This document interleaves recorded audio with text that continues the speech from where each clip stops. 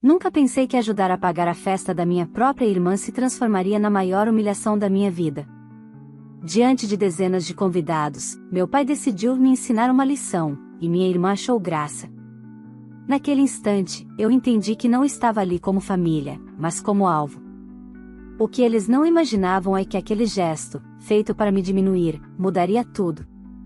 Um silêncio, uma saída discreta e uma escolha que ninguém esperava deram início a uma sequência de consequências que ainda ecoam até hoje.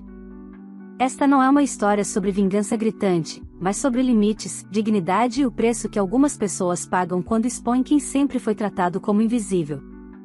Se você já se sentiu rejeitado por quem deveria te proteger, escute até o final. Essa história pode dizer mais sobre você do que imagina. Olá, seja bem-vindo ao canal Histórias Surpreendentes. Curta e se inscreva nesse canal, aproveite e ative as notificações, comente aqui de qual cidade você está assistindo, vou adorar saber e deixar um coração no seu comentário.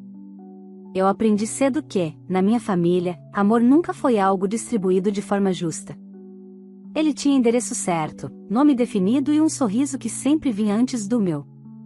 Desde pequena, entendi que eu ocupava um lugar funcional. Não era a filha celebrada, nem a prioridade, muito menos o orgulho. Eu era a que ajudava. A que resolvia. A que pagava quando faltava. A que aparecia quando precisavam, mas desaparecia quando queriam brilhar. Minha irmã, Larissa, sempre foi o centro. Tudo nela era motivo de aplauso. Um simples comentário virava risada, um erro virava desculpa, um capricho virava obrigação para todos ao redor. Meus pais nunca esconderam isso. Diziam que cada filho era de um jeito, mas, na prática, só um jeito importava. O dela. Eu cresci ouvindo que precisava entender, que precisava ser madura, que precisava aceitar. Aceitar virou um hábito perigoso. Na vida adulta, eu saí de casa cedo. Não por coragem, mas por sobrevivência. Trabalhei, estudei, me organizei sozinha. Nunca fui de ostentar. Sempre acreditei que estabilidade era mais importante do que aparência.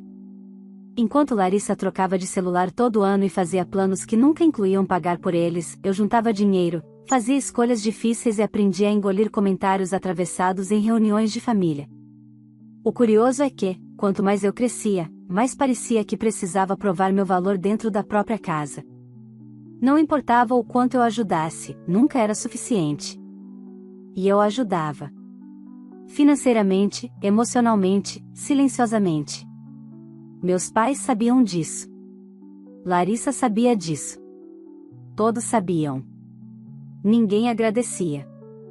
Quando meus pais anunciaram a festa de aniversário da Larissa, uma festa grande, com salão alugado, buffet, decoração cara e convidados que eu mal conhecia, eu já senti aquele aperto antigo no peito. Eu não fui convidada no início. Fui comunicada depois.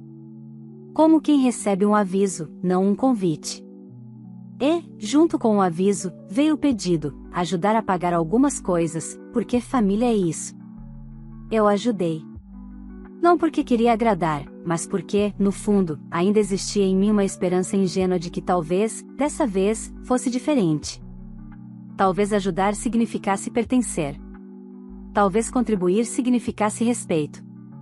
Talvez estar presente significasse, finalmente, ser vista. No dia da festa, cheguei mais cedo. Observei os detalhes que ajudei a pagar, as flores, as luzes, o bolo enorme no centro do salão. 75 convidados circulavam, rindo, elogiando, brindando a vida perfeita da minha irmã. Eu fiquei na lateral, como sempre. Cumprimentada com educação distante, ignorada com naturalidade. Meus pais pareciam felizes. Orgulhosos. Meu pai andava de um lado para o outro, copo na mão, cumprimentando pessoas que mal conheciam nossa família, mas que sabiam exatamente quem Larissa era. Minha mãe sorria como se estivesse diante da maior conquista da vida. E eu? Eu observava, em silêncio, tentando entender em que momento ajudar passou a significar desaparecer. Havia algo estranho no ar naquela noite. Não era só desconforto. Era expectativa. Como se eu tivesse sido chamada não para celebrar, mas para cumprir um papel que ainda não estava claro. Eu devia ter ido embora. Devia ter confiado naquele alerta interno que sempre me salvou antes. Mas fiquei. Porque, às vezes, a gente só entende o tamanho da rejeição quando ela se revela em voz alta, diante de todos. E naquela noite, diante de dezenas de pessoas, minha família decidiu que não bastava me diminuir em particular. Eles queriam plateia. E foi ali, naquela festa que ajudei a pagar, que algo em mim mudou para sempre. Não naquele instante exato, mas no que veio logo depois. Um gesto. Uma frase. Um silêncio coletivo. Um riso que não deveria existir. Eu ainda não sabia, mas aquela seria a última vez que eu aceitaria ocupar o lugar que me deram. A música aumentou de volume quando Larissa entrou no salão como se estivesse pisando em um palco. Vestido claro, sorriso ensaiado, passos lentos para garantir que todos olhassem. Palmas surgiram de todos os lados. Algumas exageradas. Outras interessadas. Eu observei da mesa lateral, segurando um copo de refrigerante, sentindo aquele desconforto conhecido de estar presente, ao mesmo tempo, fora de lugar. Meu pai subiu no pequeno palco improvisado com um microfone na mão. Bateu 2 vezes para testar o som e sorriu largo. Aquele sorriso que ele só usava quando tinha público. Gente, atenção um pouquinho, disse. O burburinho foi cessando aos poucos. Essa festa é para celebrar alguém muito especial. Uma filha que sempre nos deu orgulho. Olhou para Larissa, que levou a mão ao peito, emocionada. Minha mãe enxugou uma lágrima falsa. Eu já conhecia esse roteiro. Sempre começava assim. O que eu não esperava era que, dessa vez, eu faria parte do espetáculo. O bolo foi trazido com cuidado pelo buffet. Grande, bonito por fora, cheio de detalhes dourados. Meu pai pediu uma salva de palmas e chamou Larissa para mais perto. Em seguida, olhou em volta, como quem procura algo. Ou alguém. Seus olhos pararam em mim. 1 segundo a mais do que o necessário. Olha só isso. Ele disse, apontando na minha direção. Algumas pessoas viraram o rosto para me procurar.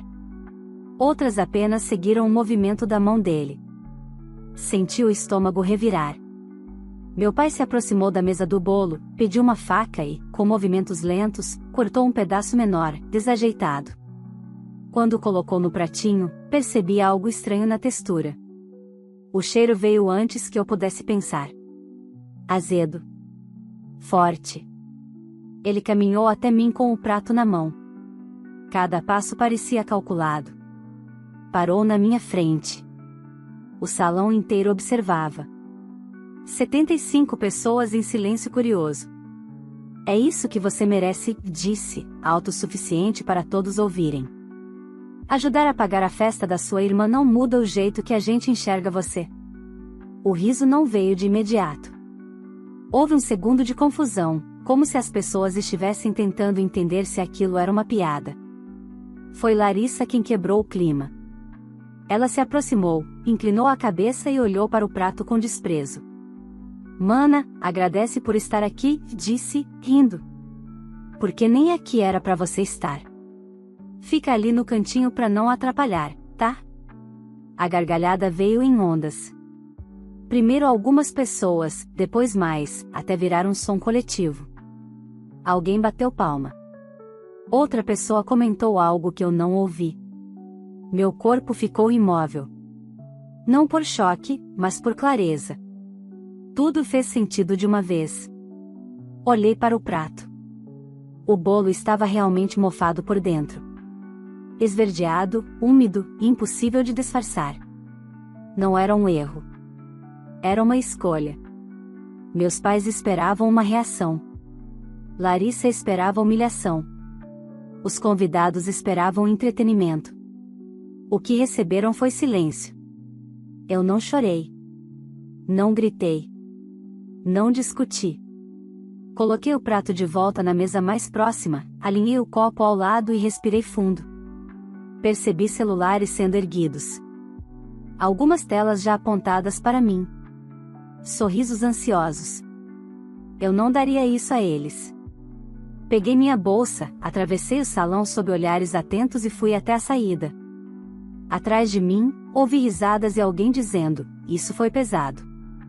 Outra voz respondeu: "Ela mereceu." Do lado de fora, o ar parecia mais frio do que realmente estava. Fiquei parada por alguns segundos, sentindo o coração bater forte, mas firme. Eu sabia que algo tinha sido registrado. Sabia que aquilo não ficaria ali.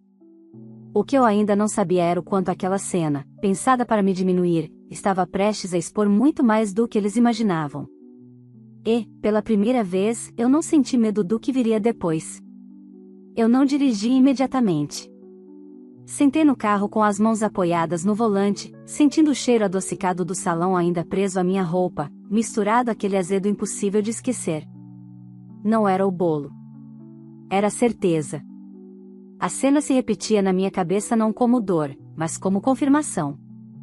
Tudo que eu sempre tentei negar tinha sido dito em voz alta, diante de testemunhas. O celular vibrou antes mesmo de eu ligar o motor. Uma mensagem. Depois outra. Não abri. Sabia exatamente o que encontraria. Quando finalmente cheguei em casa, larguei a bolsa no sofá e fui direto ao banheiro.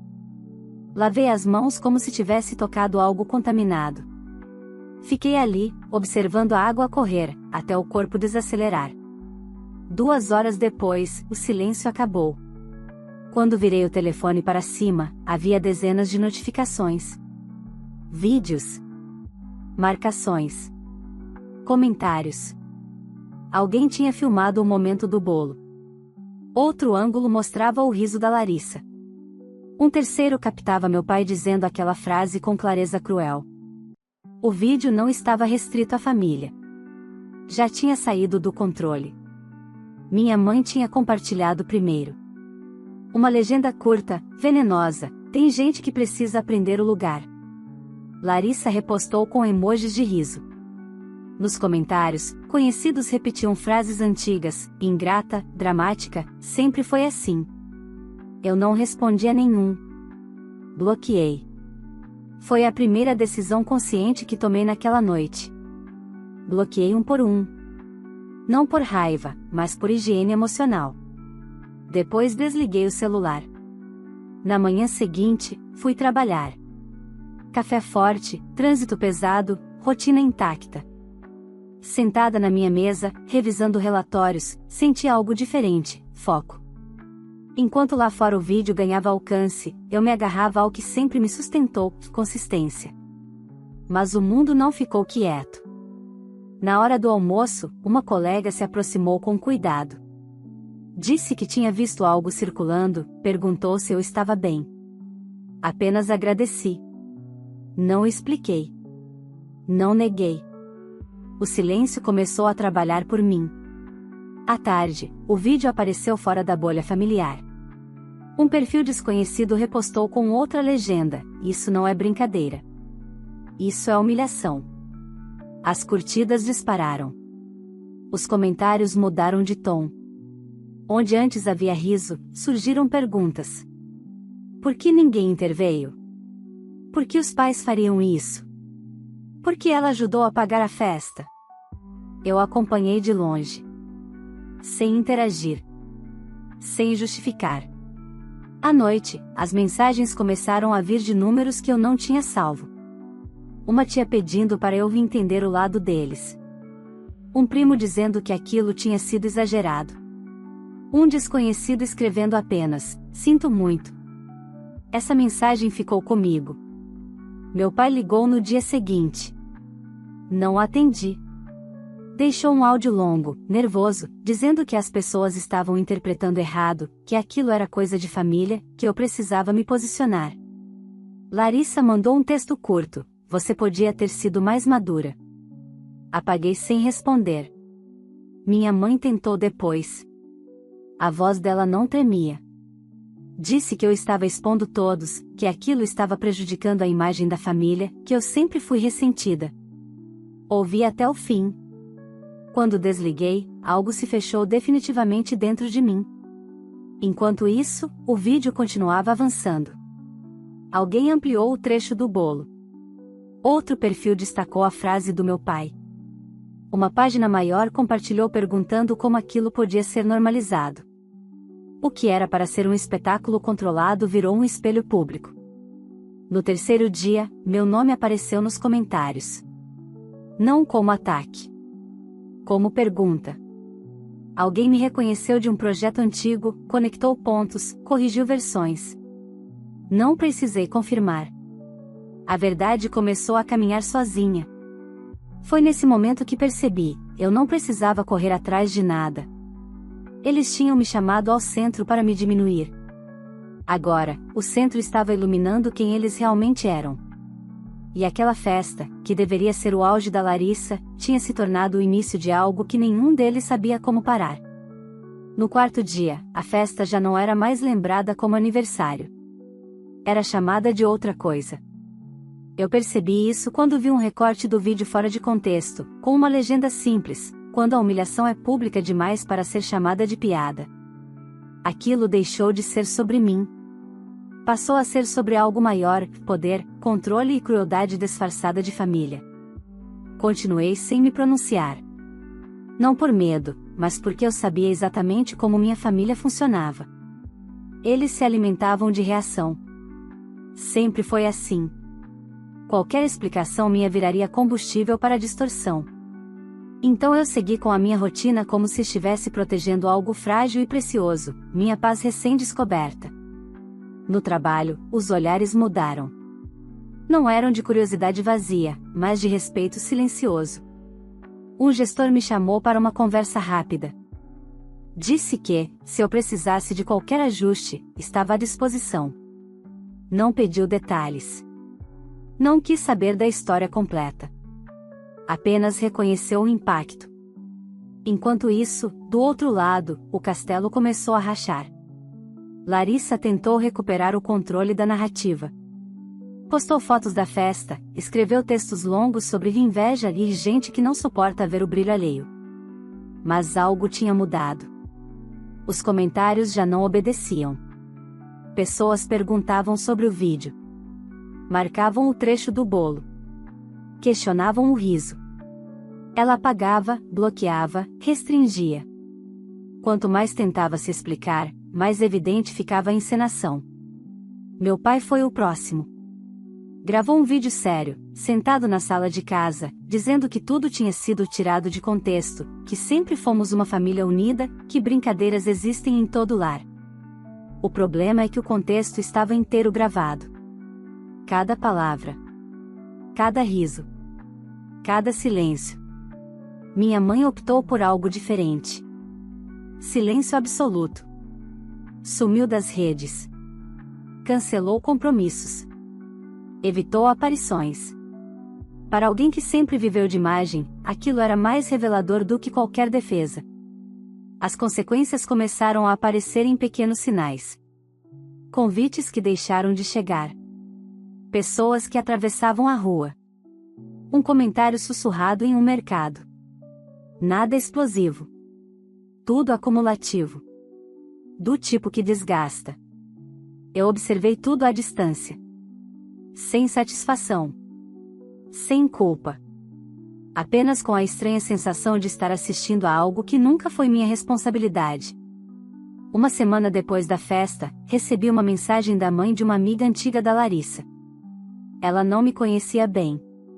Disse apenas que tinha visto o vídeo, que ficou perturbada e que precisava dizer que aquilo não era normal. A mensagem terminou com um pedido de desculpas que não era dela, mas parecia pesar menos por isso.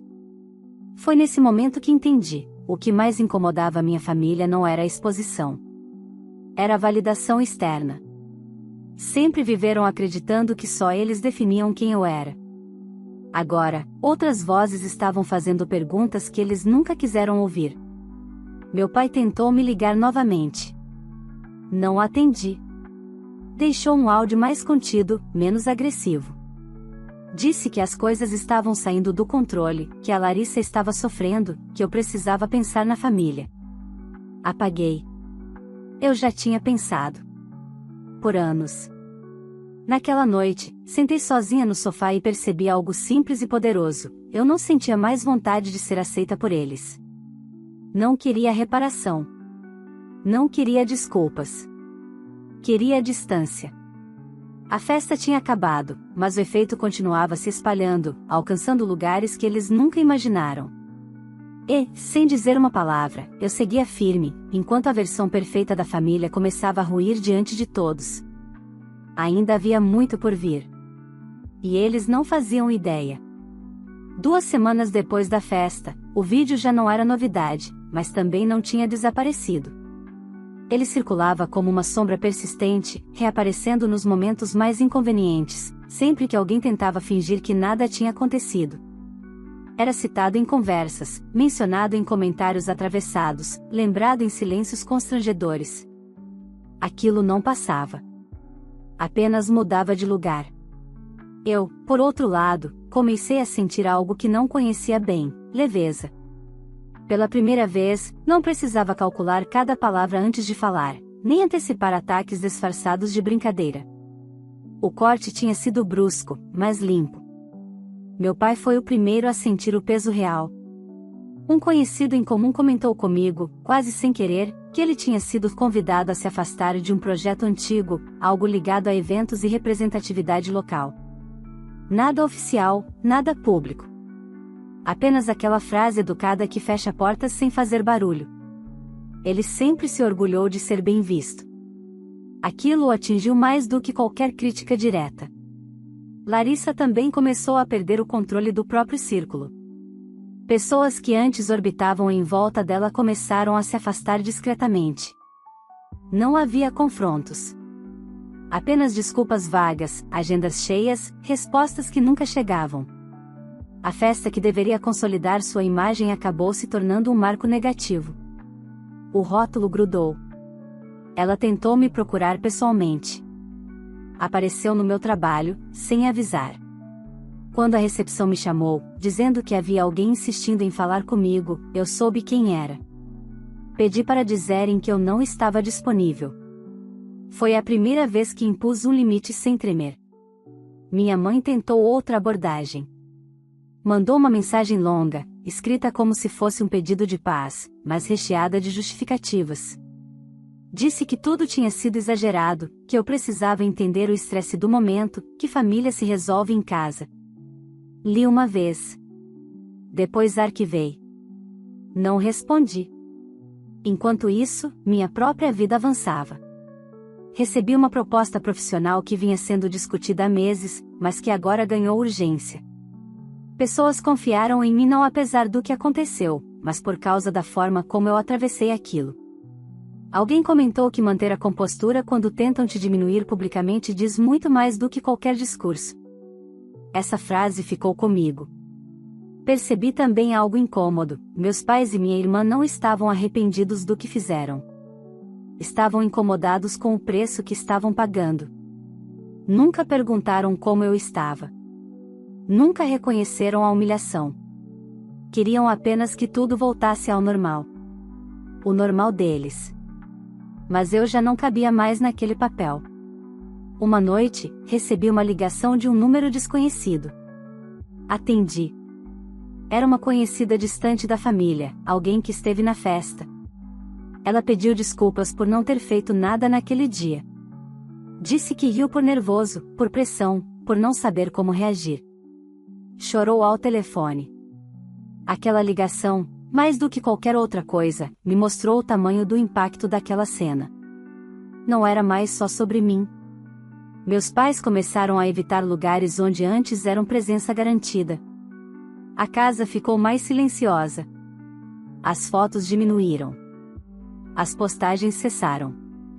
A imagem que sustentavam com tanto esforço começou a se desfazer, não por ataques, mas por ausência de aplausos. Eu observava tudo sem intervir. Não me envolvia.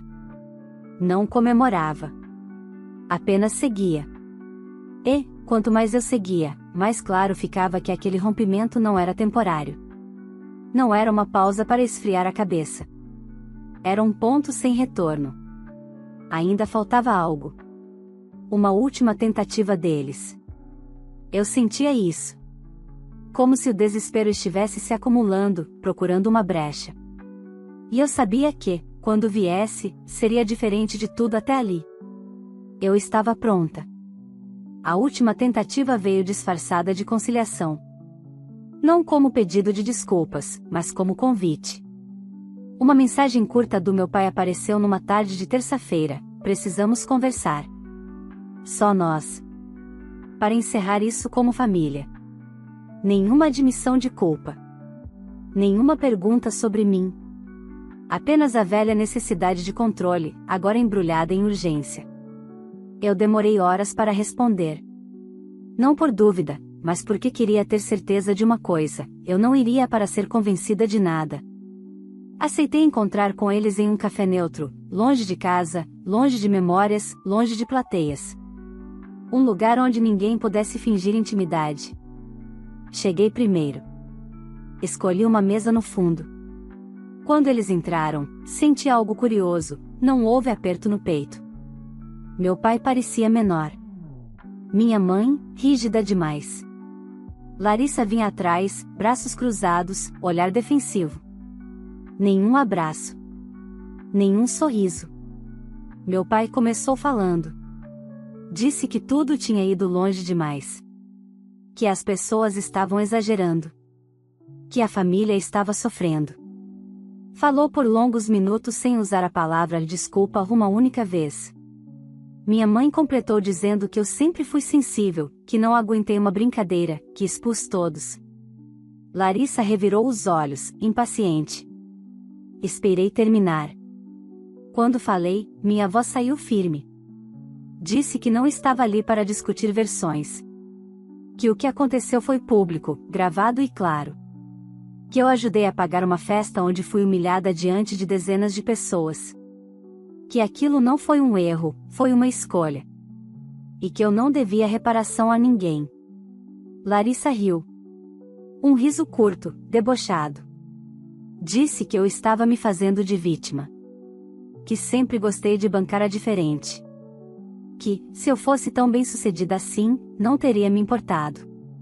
Foi nesse momento que entendi que nada havia mudado. Meu pai tentou interromper. Disse que eu precisava pensar no impacto, que as portas estavam se fechando para eles, que eu tinha poder para resolver isso com uma postagem simples. Foi ali que algo se encerrou dentro de mim. Eu disse que não faria nada. Que não iria mentir para proteger quem nunca me protegeu. Que eu não estava punindo ninguém. Apenas me recusando a continuar participando de um jogo onde sempre perdi. Minha mãe ficou em silêncio. Pela primeira vez, não tinha argumento. Não porque entendeu, mas porque percebeu que não tinha mais alcance sobre mim. Levantei antes deles. Paguei meu café. Disse que aquele encontro não era um recomeço, era um encerramento. Que eu desejava que seguissem suas vidas, mas sem mim. Não houve drama. Não houve despedida. Apenas distância. Ao sair, senti uma mistura estranha de luto e alívio. Não pelo que perdi, mas pelo que deixei de carregar. Aquela conversa confirmou tudo o que eu já sabia. Não havia arrependimento, apenas medo das consequências. Nos dias seguintes, o impacto foi rápido. Eles tentaram versões novas, pessoas intermediárias, recados atravessados. Nada funcionou. Eu não respondi. O silêncio, agora, não era estratégia. Era limite. Minha vida começou a se reorganizar sem aquele peso constante. Planos que eu adiava ganharam espaço. Decisões ficaram mais fáceis. Pessoas novas se aproximaram sem precisar competir com fantasmas antigos. Mas eu sabia que ainda faltava o fechamento real. Não público. Não digital. Interno. Algo que só a última peça dessa história poderia trazer. E ela estava mais próxima do que eu imaginava. O fechamento não veio com aplausos, nem com um pedido de desculpas tardio. Veio em forma de rotina. De dias que seguiram sem interrupções, sem mensagens inesperadas, sem o peso constante de antecipar o próximo ataque. Pela primeira vez, o silêncio não doía. Ele organizava. Era um silêncio que não pedia explicações, nem justificativas. Apenas existia, firme, como um limite finalmente respeitado. Algumas semanas depois do encontro no café, percebi que algo tinha mudado definitivamente. Não recebi mais recados indiretos. As tentativas cessaram. Não porque entenderam, mas porque aceitaram que não havia mais acesso. A ausência deles começou a se normalizar, e isso me surpreendeu. Eu sempre achei que sentiria falta.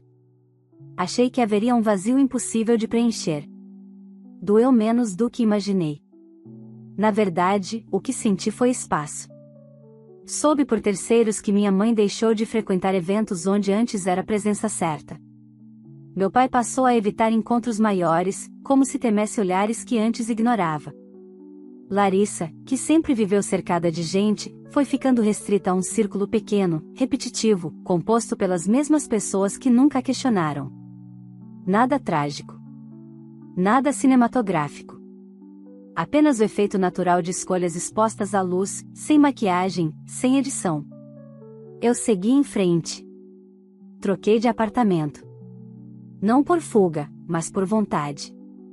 Queria um espaço que não tivesse memórias grudadas nas paredes, nem ecos de frases que nunca me pertenciam. Montei tudo do meu jeito, no meu tempo. Recebi amigos. Cozinhei sem pressa. Ri sem medir palavras. Descobri que leveza não é ausência de passado, é ausência de ameaça constante. É poder respirar sem pedir licença. No trabalho, os projetos avançaram. Não como compensação, mas como continuidade. A confiança que depositaram em mim se confirmou dia após dia. Eu me tornei referência em algo que sempre fui boa, mas que antes não reconhecia totalmente: manter a cabeça fria quando o caos tenta se impor. Alguém comentou, em uma reunião, que minha firmeza era contagiante. Sorri. Não expliquei de onde vinha. Algumas forças não precisam ser narradas. Às vezes, ainda pensava na festa. Não no bolo, nem no riso coletivo. Pensava naquele segundo antes de tudo acontecer, quando algo em mim avisou. Um alerta silencioso que eu ignorei por costume, não por falta de coragem. Aprendi a ouvir esse aviso tarde demais naquela noite, mas cedo o suficiente para o resto da vida. Não houve reconciliação. Não houve abraço final. Não houve foto de família refeita, nem mensagem simbólica em datas importantes. E, pela primeira vez, isso não pareceu uma perda. Pareceu uma escolha madura. Uma escolha consciente de não voltar para lugares onde eu só era tolerada. Entendi que família não é quem te chama para perto só para te diminuir melhor. Amor não exige que você aceite migalhas em troca de pertencimento. E respeito não nasce do sangue, mas do limite que você sustenta quando decide não negociar sua dignidade. Quando alguém me pergunta se me arrependo de não ter tentado mais uma vez, a resposta é simples: eu tentei por anos. Tentei sendo compreensiva, sendo discreta, sendo útil, sendo conveniente. O que fiz depois não foi desistir. Foi parar de me abandonar. Hoje, não carrego raiva. Carrego clareza. Sei exatamente quem sou sem precisar provar nada a ninguém. Sei o que aceito e, principalmente, o que não aceito mais. Aprendi que paz não é ausência de conflito, é a ausência de pessoas que precisam do seu sofrimento para se sentirem maiores. Aquela festa marcou o fim de uma versão antiga de mim. A que se calava para manter a paz dos outros.